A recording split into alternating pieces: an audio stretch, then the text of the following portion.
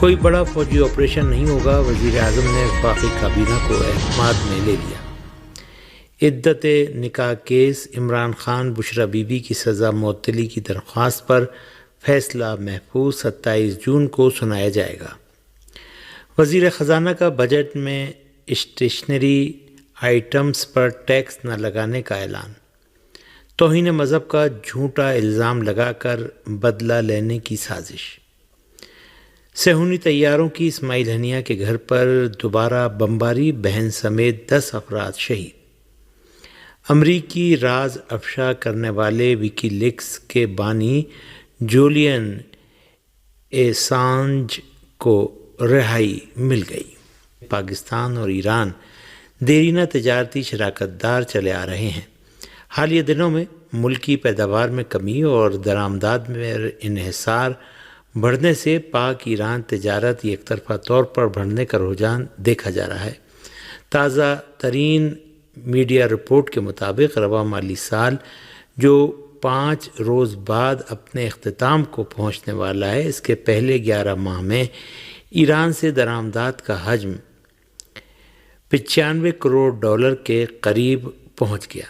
حکومتی ذرائع کے مطابق رواں مالی سال میں پاکستان کے لیے ایرانی درآمدات کا حجم گزشتہ سال کے مقابلے میں 20% جبکہ مئی کے مہینے میں 10% زیادہ رہا۔ یہ صورتحال ایران کے ساتھ پاکستان کے تجارتی عدم توازن کو ظاہر کرتی ہے اور یہی حال خطے کے دوسرے ممالک کا بھی ہے، جس کے مطابق پاکستان کا 9 ممالک کے ساتھ تجارتی خسارہ رواں مالی سال کے پہلے 11 ماہ میں 40.37% بڑھ کر $8.411 ارب ہو گیا ہے۔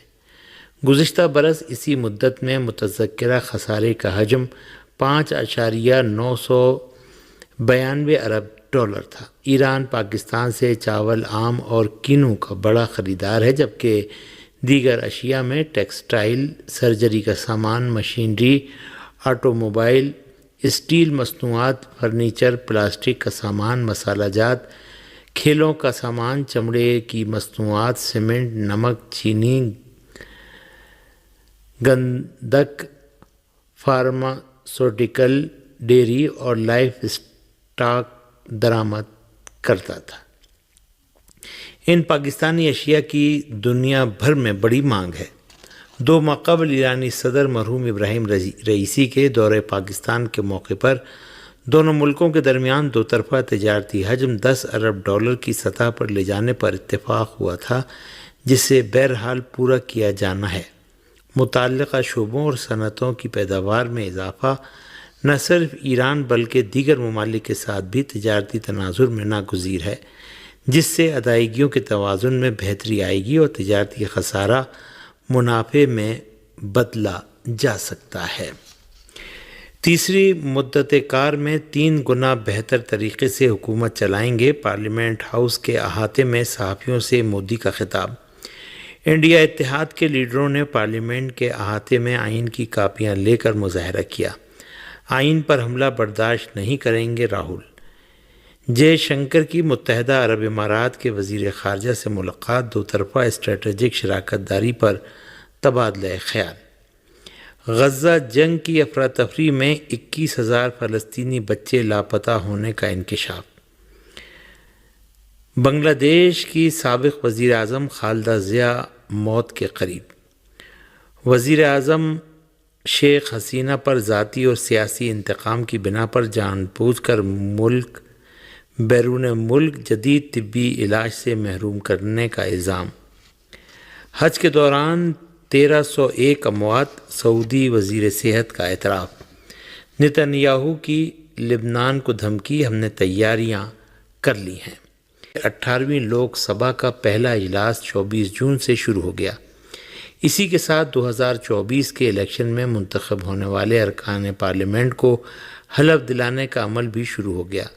3 جولائی تک چلنے والے ایوان زیریں کے اجلاس میں لوک سبھا کے منتخب ارکان کی حلف برداری کے ساتھ ہی اسپیکر کا بھی انتخاب ہونا ہے۔ اس کے علاوہ ڈپٹی اسپیکر کا بھی چناؤ عمل میں آئے گا اور ساتھ ہی ساتھ امکان ہے کہ 10 سال بعد لوک سبھا کے لیے قائد حزب اختلاف کا انتخاب بھی عمل میں آئے گا۔ دراصل 2014 اور 2019 کے الیکشن میں اپوزیشن سے تعلق رکھنے والی کسی بھی جماعت کو یہ عہدہ نہیں مل سکا تھا، کیونکہ حزب اختلاف کی جماعتیں اس حد تک کمزور ثابت ہوئی تھیں کہ ان میں قاعدے کے مطابق اپوزیشن لیڈر کی دعوے داری پیش کرنے کی بھی گنجائش باقی نہیں رہ گئی تھی۔ چنانچہ 10 سال کے بعد یہ پہلا موقع ہوگا جب حکومت کی مکھیا کے مد مقابل ایک عدد اپوزیشن لیڈر کا جمہوری عہدہ بھی ہوگا۔ یوں حکمراں طبقے کو 10 برسوں بعد مضبوط اپوزیشن کا سامنا کرنا پڑے گا۔ واضح رہے کہ قائد حزب اختلاف ہر بڑی تقرری میں ملوث ہوتا ہے۔ بہت سے معاملوں میں حزب اختلاف کو قائد ایوان کے برابر ترجیح ملتی ہے۔ وہ اس کمیٹی میں بھی شامل ہوتا ہے جو الیکشن کمشنرز کا تقرر کرتی ہے، جس کی صدارت وزیر اعظم کرتے ہیں۔ اسی طرح national human rights commission, national information commission, CVC اور CBI کے سربراہوں کی تقرری سے متعلق کمیٹیوں میں بھی اپوزیشن لیڈر کی نمائندگی ہوتی ہے۔ غزہ پر غاصب صہیونی حکومت کے فضائی حملوں میں آج بھی درجنوں فلسطینیوں کے شہید اور زخمی ہونے کی خبر ہے۔